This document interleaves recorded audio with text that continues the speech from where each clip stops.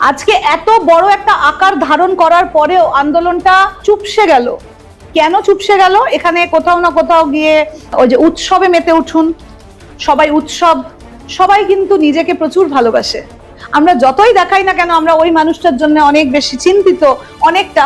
But হ্যাঁ, এটার পরেও কিন্তু মনের ভেতরে কিন্তু সবার একটা কিন্তু জায়গায় কিন্তু অভয়া রয়েছে। তারা কিন্তু সবাই জানে যে দোষীটা কে, কিন্তু কারুর না কারুর প্রত্যেকের কিছু না কিছু স্বার্থ জড়িয়ে আছে, তাই জন্য তারা মুখ খুলছে না।